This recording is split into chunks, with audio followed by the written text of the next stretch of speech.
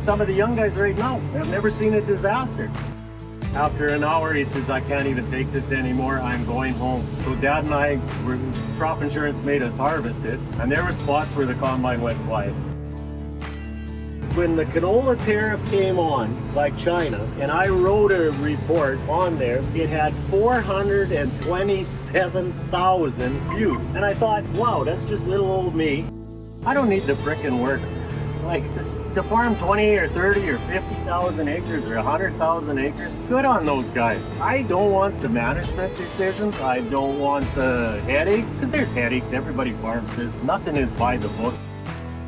People are petty. Like if my neighbor built 400,000 bushel bins, I don't look at him and go, oh, how did he afford that? Oh, good for him.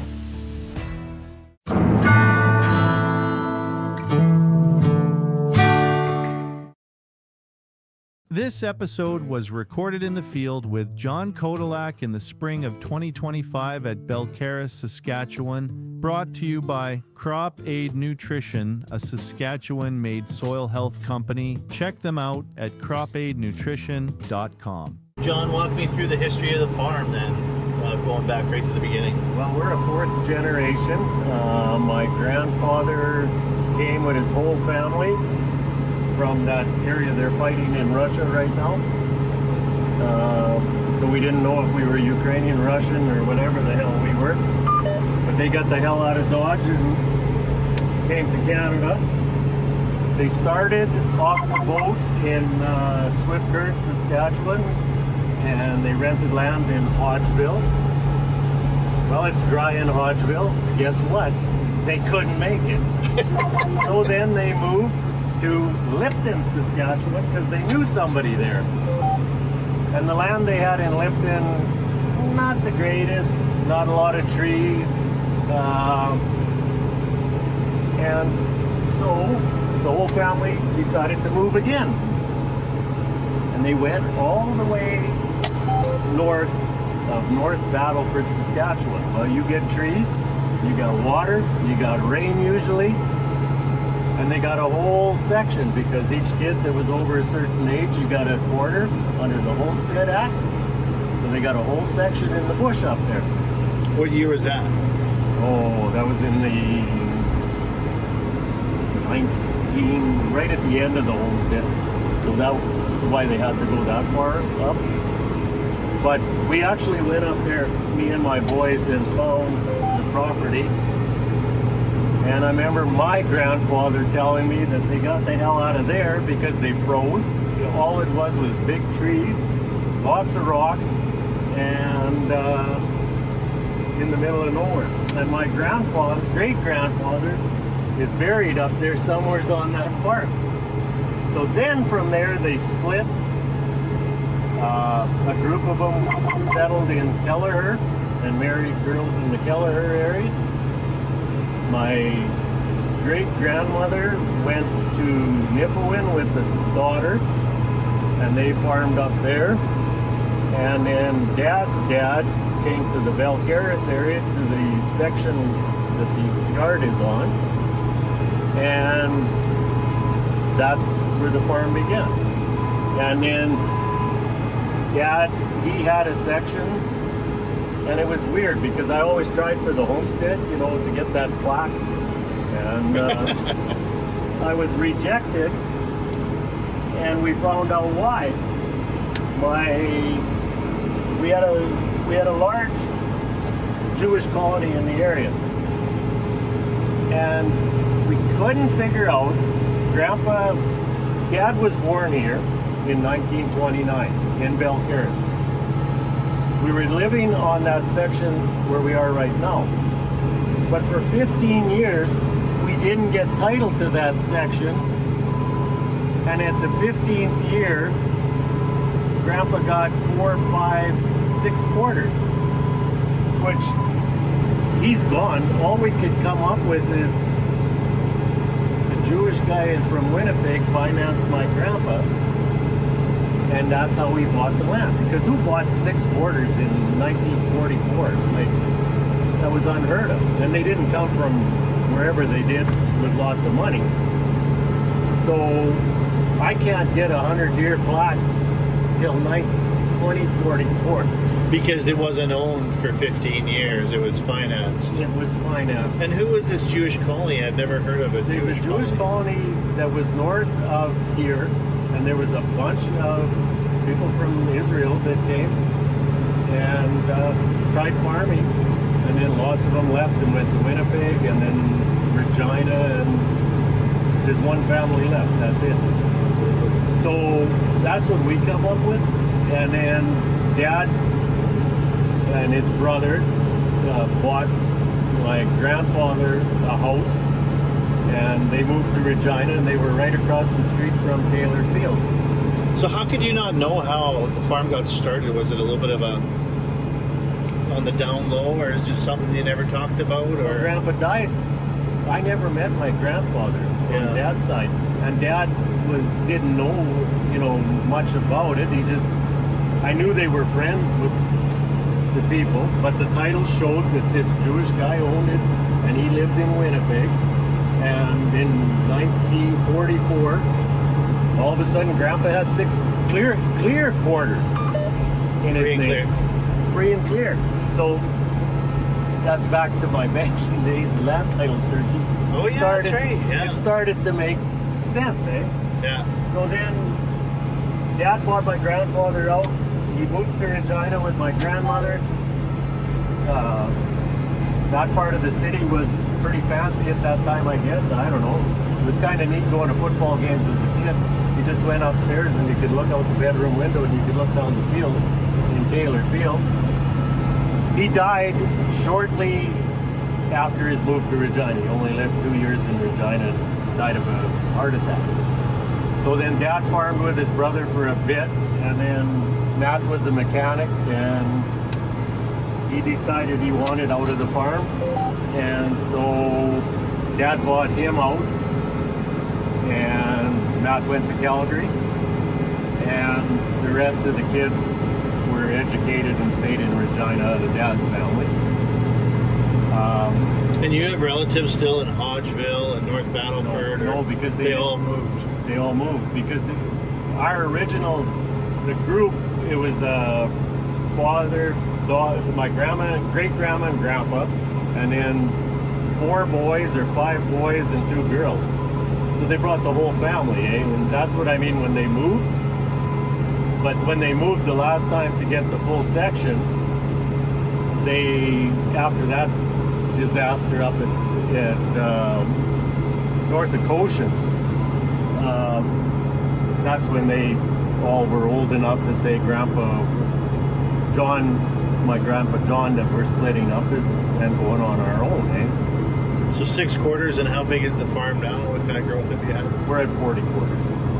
So Grandpa had, like we always laugh, the 4. Dad took it to it was 6, but Dad took it to 12, and Owen and I took it to 36, and then to 40.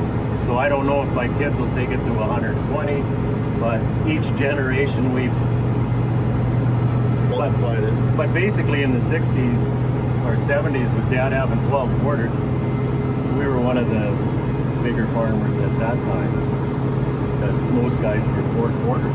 And you said there's not a lot of small farmers left in the area. It's largely big. No, because they were the last ones. Yeah. They had 6 quarters and moved to Calgary. Henley Farms over there, the Dixons, Jay's over there, Fred Stilden's over there. And then you got the reserve blocking you, so yeah, there's like 6 families north of town. Are there any colonies, Hutterite colonies? No, none in the area. The closest colony is the Melville one, Edgeley, or up at where that area Bush is from. It's. But are you the right size now? Is it a good size now where you're at? When I was a kid playing in the dirt, I thought I wanted to be the biggest farmer in the world.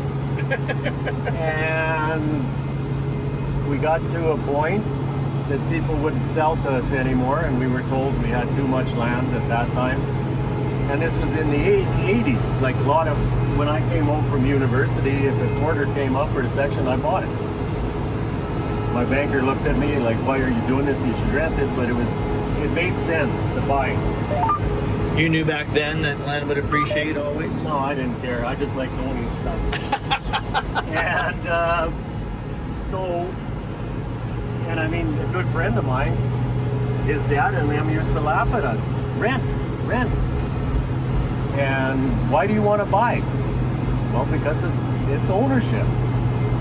But now, I look at it, I don't need the frickin' work. Like, to farm 20 or 30 or 50,000 acres or 100,000 acres, good on those guys. I don't want the management decisions. I don't want the headaches, because there's headaches. Everybody farms this. Nothing is by the book that is perfect. And we're at the size now, 70 quarters, I guess. I'm happy. It's all family. Right now, 2 boys are here. My brother and me. Our one guy that we had went back up north, so we don't have him anymore. He retired. And then Caleb takes a week off, and Casey will come help too. So it's basically family, which is Who's this guy? Oh, Bernie Schill. Oh yeah. He's an old mechanic. Nice. So, Did you always want to farm? yeah. Since, like I said, since I was a kid playing in the dirt. Because when we were small, Mom would truck Grandpa and Dad on Mom's side, because Dad farmed with my Grandpa John after his dad died. And in harvest, you'd be out in the field with the grain truck, playing in the dirt, and then as soon as the 2 combines were full, Mom would pack us all back up, take the grain, and go to the yard, dump it, and then you hope she'd come back to the same spot so you could continue on your little play farm in the dirt. Sounds weird, but yeah. But when I graduated, Dad had one comment. Everybody has to leave. Either get a degree, get away. See what you can see. And so everyone in our family took off.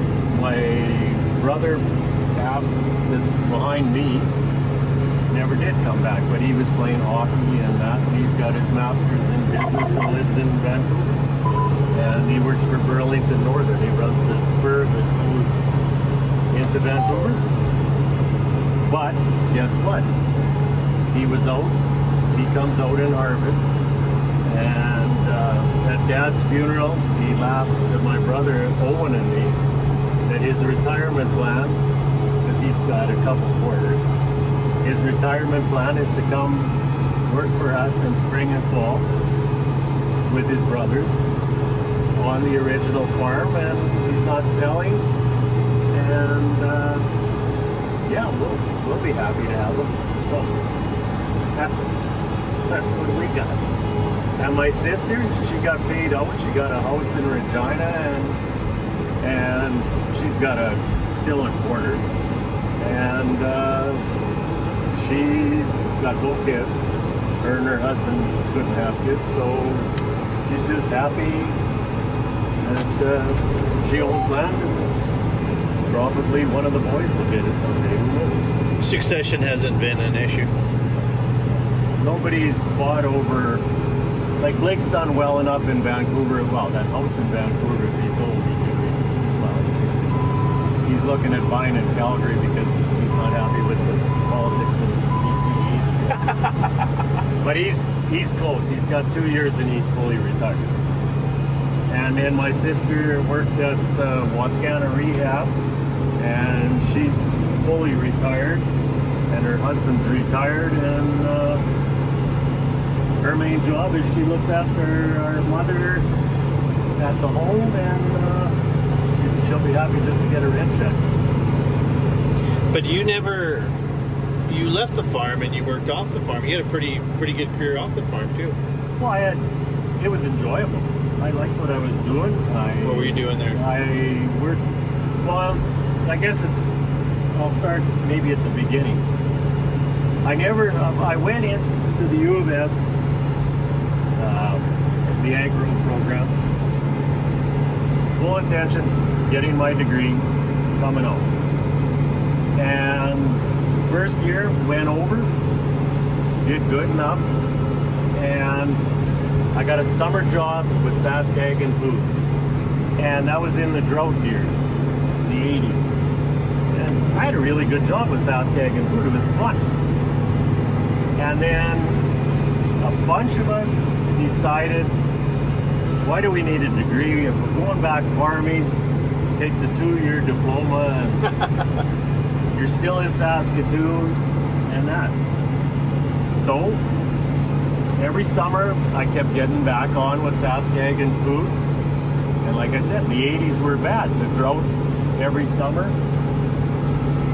There was always work. You were either finding the borders or, to pay the programs. And it was good. And then my last year, I was president of my college and really enjoyed the time being there. Full plans to go back and finish my degree. The drought that year was very bad. I got the same summer job, but this time I was there already for 3-4 years. And I was offered a job. And when you're young and get offered a job, well, maybe I don't need the degree. So I took it. And once you leave, it's hard to go back. So I worked for Sask Ag and Food, and then different departments over the years. And then one day there was a meeting, and there was a lot of farm debt going on at that time, and Canada was not subsidizing the way the Americans were, and Europe was going to town. Like, we were getting beat up, and then higher interest rates and you name it, which people can't believe that it can happen again. But I've seen $160,000 quarters in 1980 that the guys lost, and they were picked up for 50 grand. I've seen where guys in Melville paid taxes. The rent covered just the taxes in Melville. I'm not old. This isn't stories, This is what happened. So it did happen. But yes, high interest rates and everything else. So anyways, the minister came from Ottawa. The Sask minister was there. And the guy, I forget I think it was the senator. I don't know. We were in a meeting room, all us guys. And the minister came out and said, okay, everybody on this side of the room, you work for the feds now. Everybody on this side of the room, you work for farmland security. Go to your hall and learn what your new position's going to be. And I'm looking, well, I'm on the federal side. So away we went. And at that time, I was with debt mediation and refinancing farmers, and did that for I don't know how many years. It was a long time. As my kids were growing up, but still farming with Owen. But that's where you get problems. I'd be at PA, he'd be down here seeding with Dad, and there's, you're stuck. Well, I can't be there for 3 hours, But it must have gave you a good perspective to see all that debt mediation. Oh, financially for the farm. You knew how to read what your banker was telling you. Most guys, they go in that little sweat box and they just want to impress them. And hopefully, there was signs. And you'd see it every time. Oh, you're no longer local. You are now Toronto.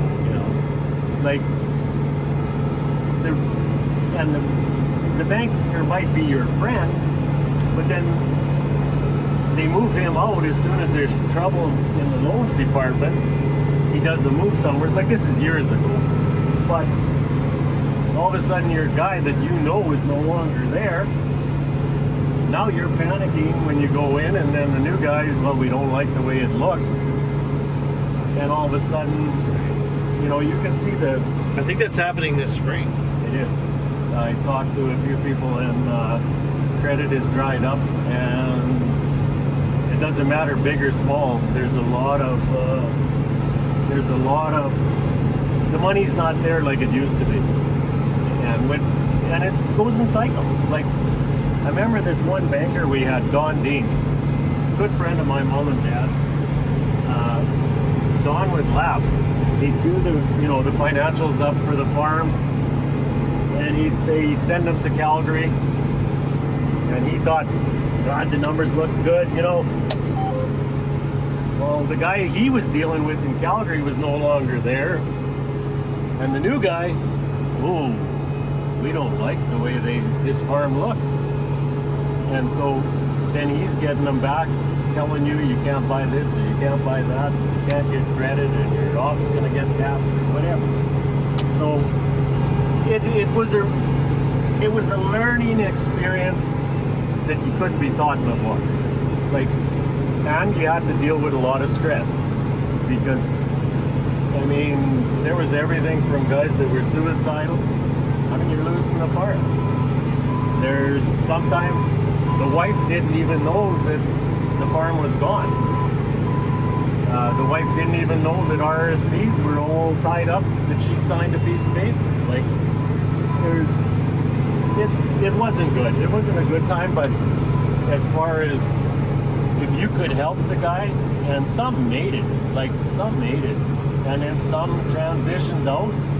I had one, well, you can't say it, but there was one that had a good career. His dad died, he came home to farm, because that's what you do, and couldn't farm, basically was going to lose everything, just about divorced, bad family situation.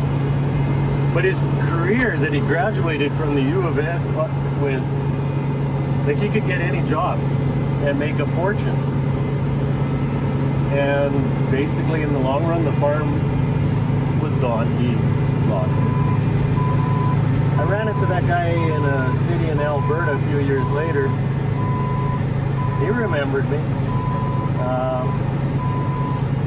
So you were trying to help these people? Yes.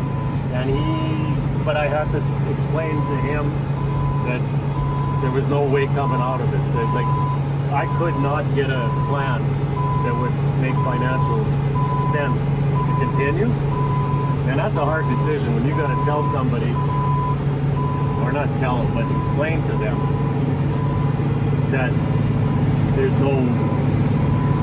the dream is not there, right? Well, it's That's a tough one.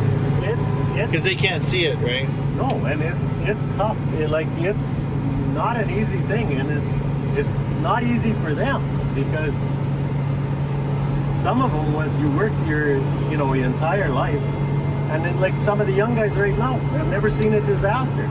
Yeah. I mean, 2002 and 2004, you try to tell people that it froze 2 years in a row on the first couple of days of August.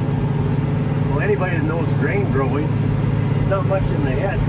It freezes at that time. Yeah, I remember that in August there, then 04. I mean, that That was spooky when you went in combine. There was nothing there.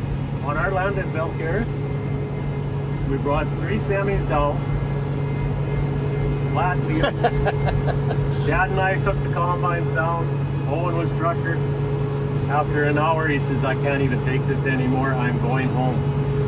So Dad and I, crop insurance made us harvest it. And there were spots where the combine went quiet.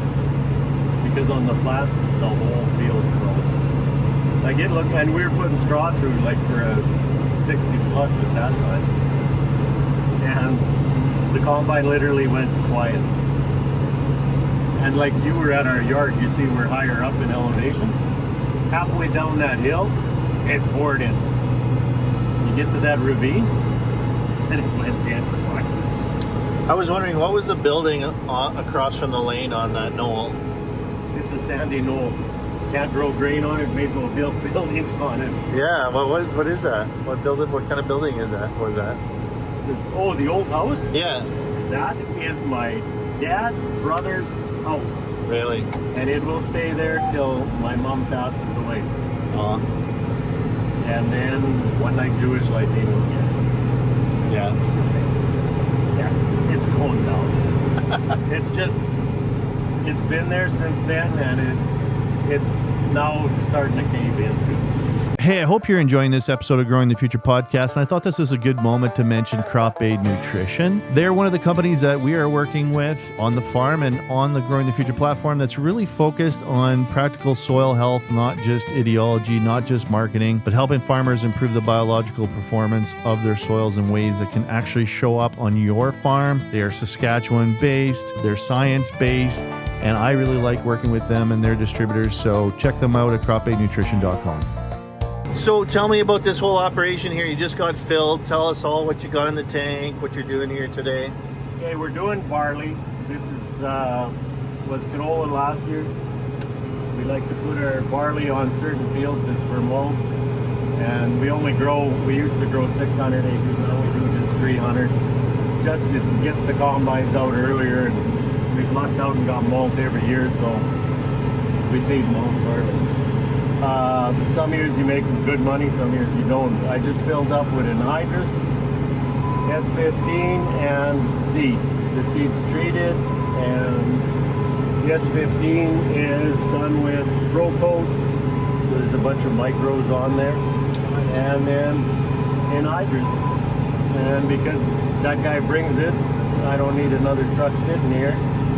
And with the tattletale that each tank has, they know exactly when they should come.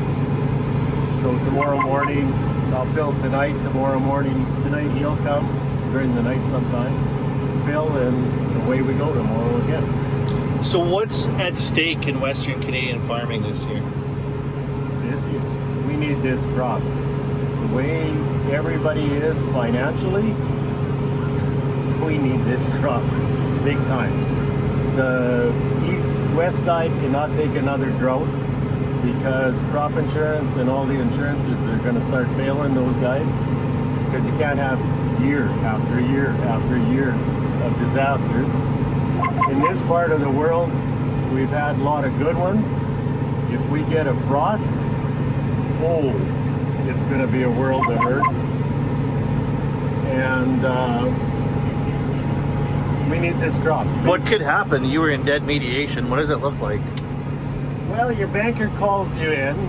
You bring all your information. You've got bins of frozen wheat, and you've got bills that you probably didn't maybe pay in full because you didn't have the cash flow because the grain companies weren't buying frozen wheat. And frozen wheat is maybe $7 right now, but as soon as everybody has it, it drops to the lowest price you can imagine.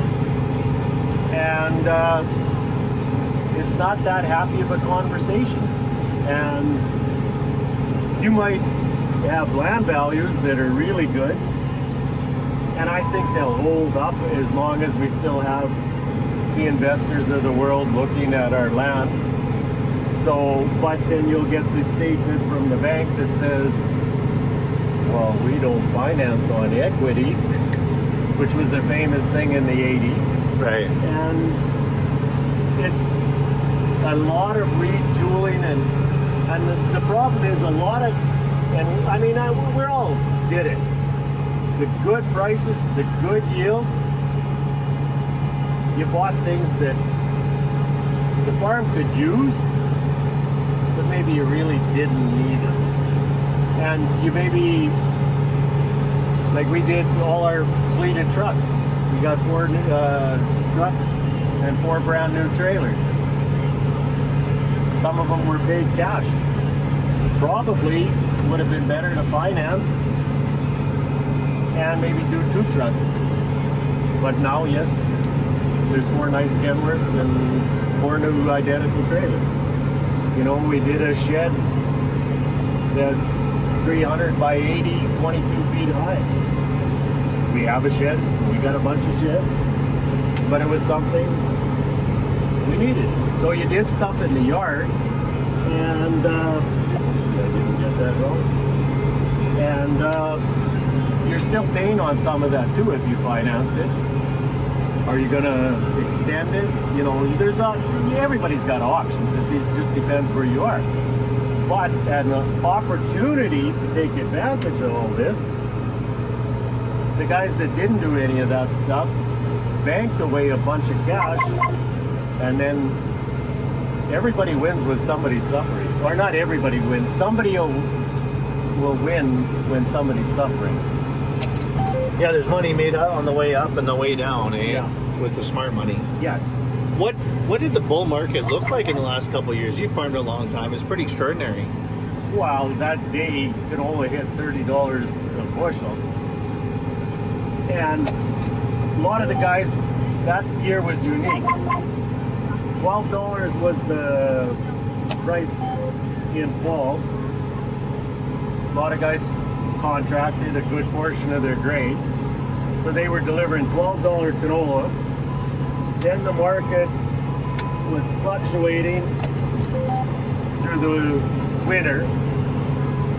So the guys had to sell because you got bills to pay and everything.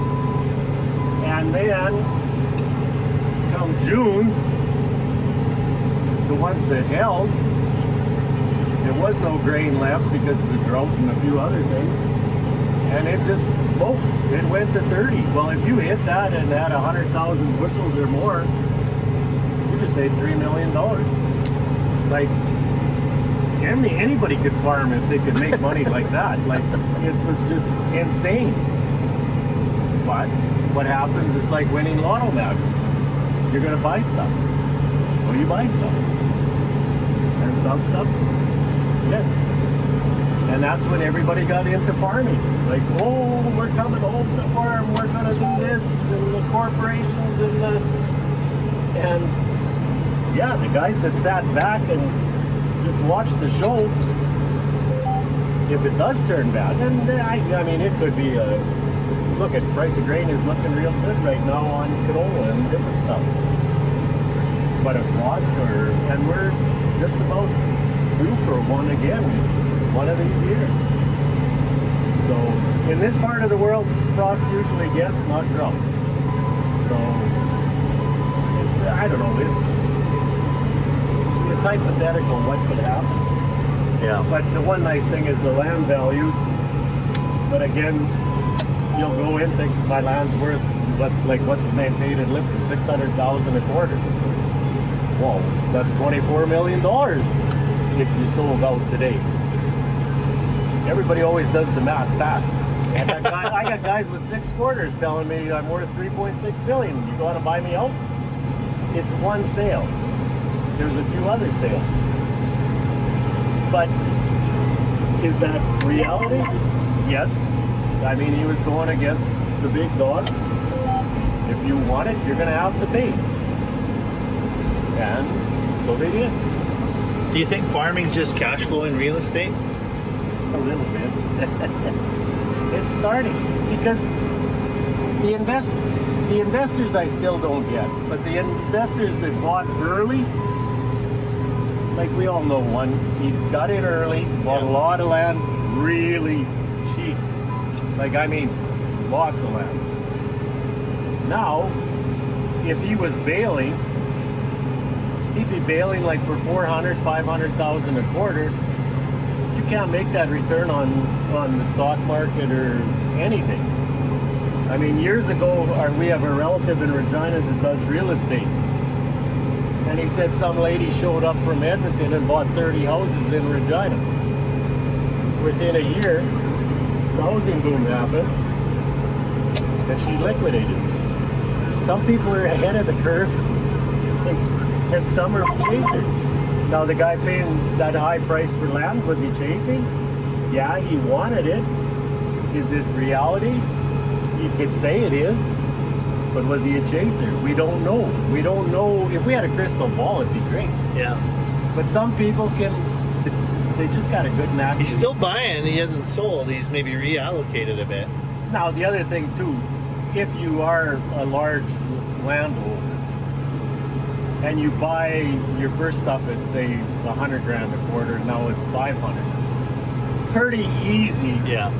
to say I'm going to buy a quarter at 600,000. Then if the bank says your other stuff's 600,000, you can keep that rolling. And as long as you have a renter to pay a good rent, Yeah. Good tenant. a good tenant, and that it all keeps working. But as soon as one cog starts falling apart, and I don't know, like that's on rent. Like we got a guy in the area paying $155 an acre. You gotta make pretty good to cover your costs. Like I don't know, it's fun times. Yeah. But I look back, I lived the 80s. We lived the 90s where we had protests in Regina, we're gonna win, we're gonna fight. Yeah, we did nothing. Got my picture in the leader polls. You've always been a little bit political, I guess, eh? What the whole Twitter thing, explain that to me, because I know you're a good Christian guy, you're a pretty modest guy. Talk to you at the trade show, you're not yelling, you're not carrying on, but on Twitter. Twitter is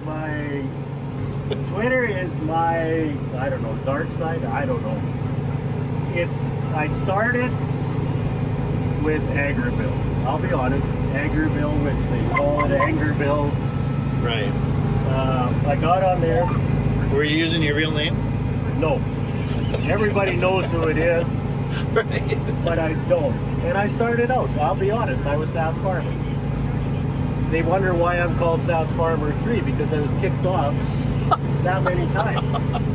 The guy in Alberta that ran it and me did not get along. He worked for agriculture in Alberta.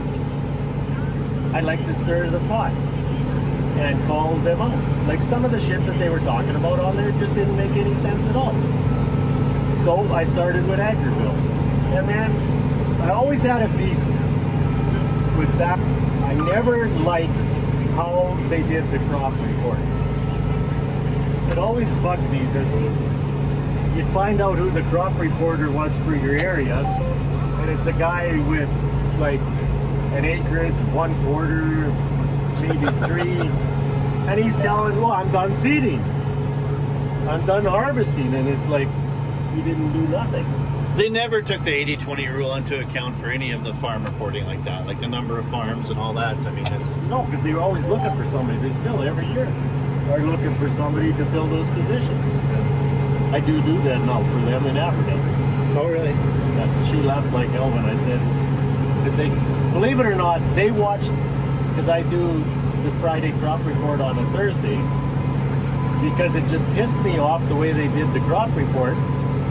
So actually, there's a time in the year where me and Kirk and Kyle get in a vehicle, and we will drive from Estevan, Yorkton, all the way up to Hudson Bay, go over to North Battleford, drive Kinnersley, Rosetown, down to Swift-Current, and across the border to Weyburn, back to Regina and Saskatoon, and I'll do a midsummer crop report. That way, you've driven it. If you farm and get out, even if you're taking a piss in Rosetown when it's a drought, you know it's dry. Yeah. You can see the crop is failing. Yeah. So it always made me mad. So I started with AgriVille, and then AgriVille, yes, it became AgriVille, and a lot of people were mad at different stuff, and then there was a lot of infighting and that. So I kept the crop report because I enjoyed doing that, and I'd make a few little comments and a little bit into the political side, because yes, I do love politics, but I would never. And then Twitter came out, and I got on Twitter, and it was like, this is fun. And I thought, piss on it, I'm not going to use a handle, I'm going to use my real name. And this, like I said, I'm not running for politics. I never wanted to run. I'd rather be back room pulling the string or helping the guy that's in charge. Yeah. And so I got on with Twitter. Well, then every day there's always something in the world, and we like to travel. So I mean, you see the crops all the way south, you see different things, and it just became an enjoyment. Well, I have 13,000 followers. Now some of them are probably, who knows, but whatever. But when the canola tariff came on, like China, and I wrote a report on there, it had 427,000 views. And I thought, wow, that's just little old me. And guys were commenting, you know, that even in Ontario, they didn't realize that China, you know, likes to go after canola because it's easy and it pisses off farmers in the West, and it's helping the East for batteries and electric cars and all the stuff that we don't care for out here. And then, you know, you get more on and you get more people following you, and the politics aside, yes, I'm not liberal, but I will give Carney his 6 months to see what he can do. Because we are in a democratic country and they did elect him. But if he doesn't do anything for the West, I will go back to hammering him as hard as I hammered Trudeau. Yeah, because you kind of lost your big villain in the storyline there with Trudeau. I mean, he's part of your whole... Well, Trudeau was stupid. I mean, we got to face it. The man, if there was intelligence, his dad called him an idiot, and it's true. So I had no respect, and I couldn't believe Eastern Canada voted for a name. Because my mom protested Trudeau back when the programs were out and he was trying to do stuff the first one. Because she made the leader post with that. So you got a long history of activism. Well, I guess we do. But so, yes, I lost the villain, but again, we're in a free country. They voted, so let's hope. You gotta hope. A lot of people think it's controversial, but X is one of the only places you can really go now and say what you want. YouTube, you can't say what you want. Facebook, you can't say what you want. Like, people hate Elon Musk for a lot of things, but to me, why hate somebody? The day he took that rocket, and I mean, I live in Florida. I love going watching rocket launches because it's the coolest thing in the world. And he took off with that. I mean, not him on the rocket, but his company took that rocket. Before the bottom would fall off into the Gulf of Mexico or the Caribbean or wherever. Now, after it takes off, gets to the second phase, back down to Earth it comes and lands on where it took off from. Well, to me, that's a modern day genius that's figured something out like that. And you should hate somebody like that? Nah, maybe somebody like that you should be damn proud of what he's doing. It's like guys that hate farmers, you know, certain farmers in an area. Well, maybe you look at what he's doing, and if he's doing okay, why hate the son of a bitch? Like, people are petty. People are petty. Like, to me, if my neighbor builds 400,000 bushel bins, I don't look at him and go, whoa, that son of a bitch, how did he afford that? Oh, good for him. Maybe one day I'll put up for it, but today, no, I'm not putting up for it. It's competitive, hey? Oh, it's competitive. Farming has always been competitive. It's almost the ultimate competition. Yeah. Because at the same price. Yeah. Really. Or, well, I mean, you can hedge it, but... Yeah, there's a little bit of it, but it's very competitive. Are you guys playing markets, options, futures? Not as much. No, that we're more, how to put it? Sell a little bit every all the time? We always like to hold a little bit for June. Yeah. Because it has, some years it burnt us, but some years, like I said, some years it's like winning the lottery. Because usually if it's a drought and they need to buy your product, they're going to pay for it. But we do use, there's a certain dollar I like every fall, so we will lock in prices for that much product to get to that dollar level, and then the bins get locked. And we'll will sell in increments through the winter. Now they might be 40,000 bushels of canola and 40,000 or 50,000 bushels a week increments. Like they're not 3,000-4,000. We'll do big, you know, compared to other guys, it's not big increments, but that's what we like doing. Like January, maybe move 50,000 of canola and 50,000 a week, just to keep that cash flow throughout the year. But I got that spot I missed. What did you not do? You didn't turn on the switch or what? I keep forgetting to turn on the one switch. You got a lot going on here. I got more going on, and this automatic is not working the way I was hoping. Because it's not automatic today. But, so I don't know, farming, it's an interesting occupation. So tell us about this whole CropAid thing and the story with Greg, working with Greg Bucci, and tried it and what you saw and what you're doing this year. Well, we started, we had some new guys that moved in from South Africa, and they took over a farm that was in very bad shape. It used to be a very large farm at one time, and we couldn't believe how in a couple of years, like, we use a pretty good fertilizer regime, and these guys in a couple of years were pulling off some pretty damn good crops. And so we asked them, because I'm not afraid to ask somebody what they're doing, and then I'll search it out, weed through the bullshit. So we tried, and it happens with CropAid. We knew Calvin, because they used to live in Saskatoon close to my cousin, and they played football together.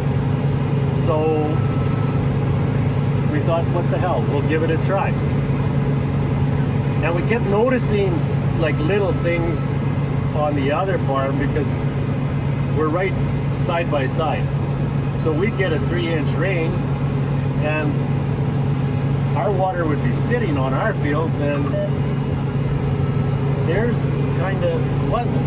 And then we'd look, I could find 5-6 years of canola, pea stalks, wheat, and on theirs, I could only find 1 or 2 years.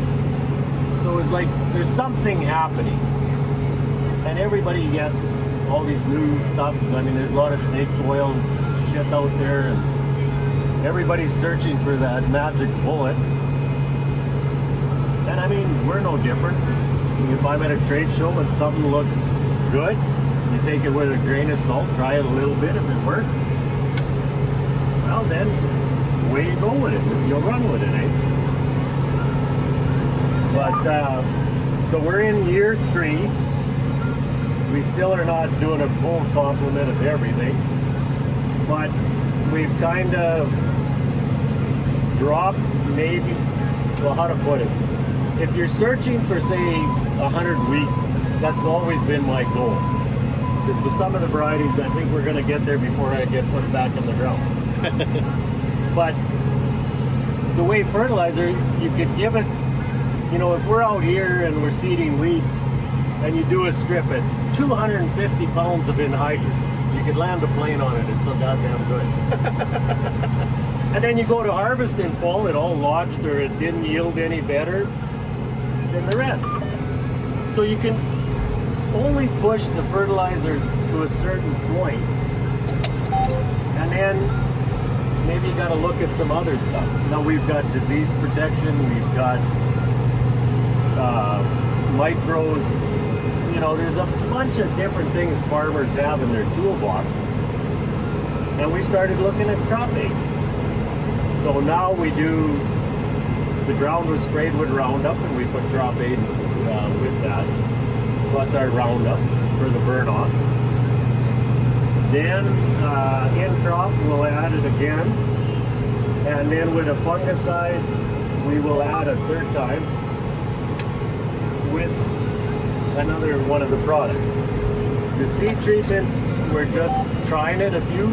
We did see last year, but with the yield monitors on the X9s and the cart and the weigh scale, we didn't really, the plant looked better, but the yield was like virtually the same.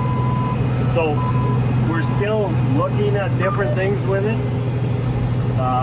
doing small tests, and we'll see what happens.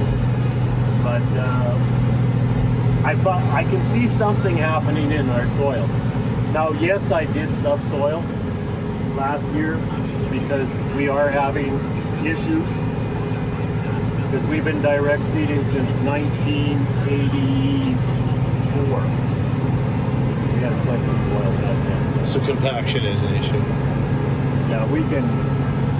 Les Henry said no, but Les Henry was seeding the distance. But you know,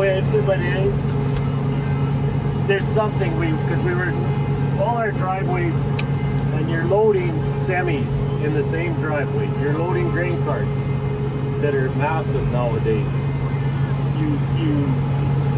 You know, that Anhydrous truck pulling in, like he's got more weight on there than you know, and it's always the same spot of the field. Well, our gates, and you look at most of the gates in this area, they're not growing anything in those main driveways.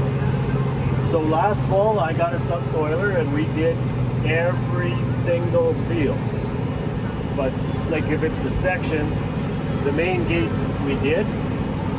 The second gate we, just in case it got wet and we couldn't get trucks in spring or fall, we didn't do every gate, but we did every main spot. Yeah. So we'll see. But it's kind of weird when you look at it. And we had the lifters in between. We had the point, but then we had the wings on it. And that ground moves. So I like experimenting. Have you thought much about the biology of the soil? Yeah. But it's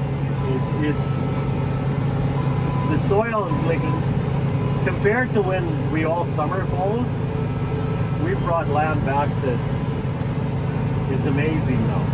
And you just think, if Dad's generation and my grandpa's never disked and plowed, and we started direct seeding back then,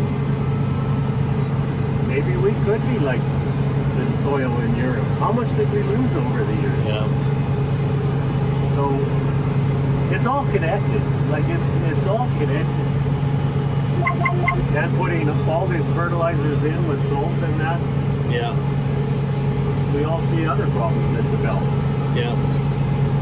Are we hitting the limit of production? It seems like we're plateauing a bit, or I think we are. Because when they got rid of the wheat board and we started breeding new wheats, and in this area the biggest problem was we could grow wheat that was about this high, little head like that, looked massive, go combine it, 45, 50. That was a bumper. Now you grow wheat that's this high, heads like this, and you're almost not double yet, but getting up there. yeah. Like I said, before I get put back in the ground, I think I'll see 100 bushels.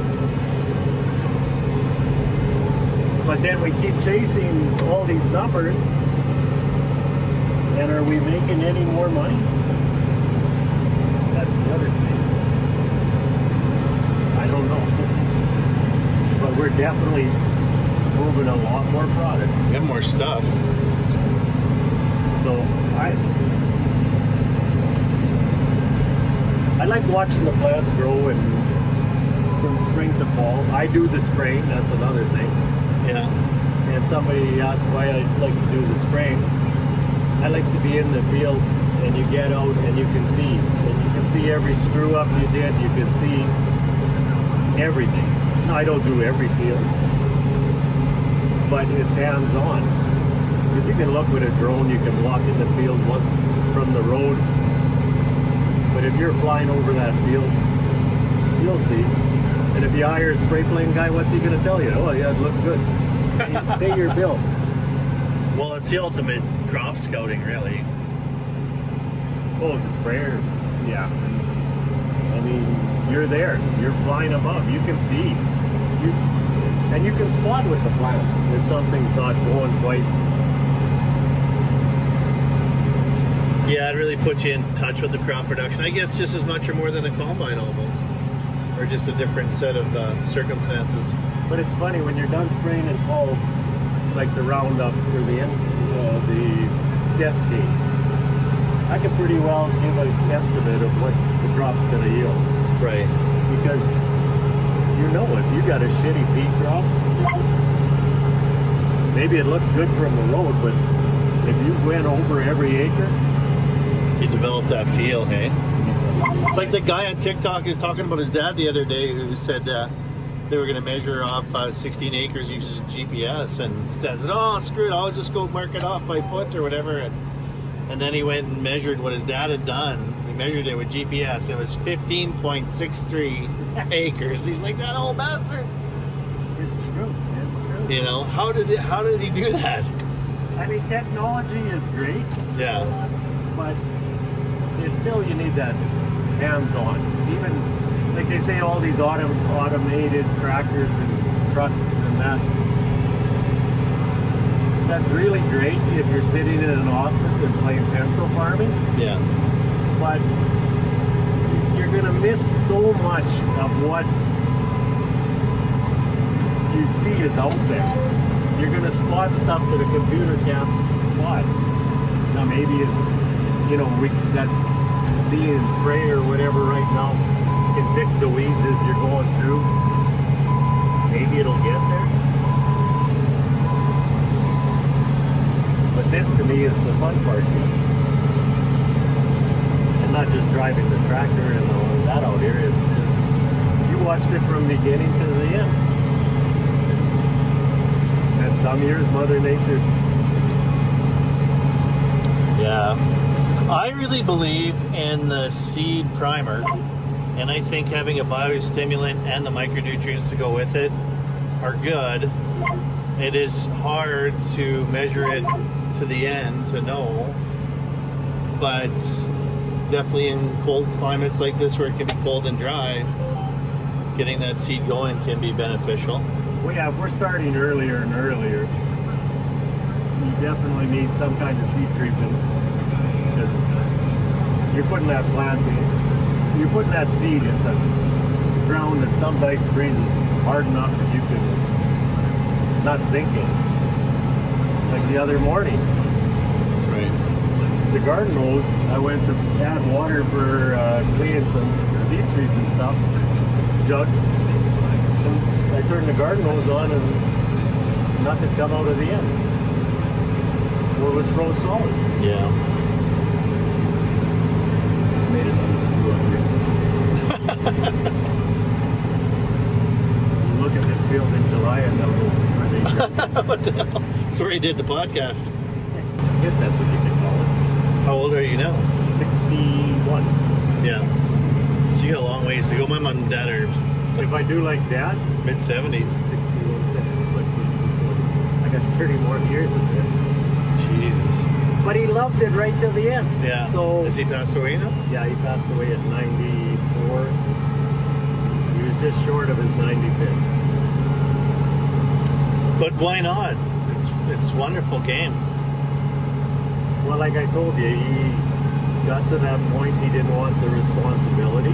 Right. And told us it was our show. But he loved being out there every day. Even if it was just sweeping the shop or fixing on something or spending time with his grandsons. I mean, he got into more trouble letting them do shit that probably he shouldn't have. Yeah. So, I don't know. That's a good life lived, though. Oh yeah, if you can go out and know at the end that you did all that stuff and enjoyed it, what better?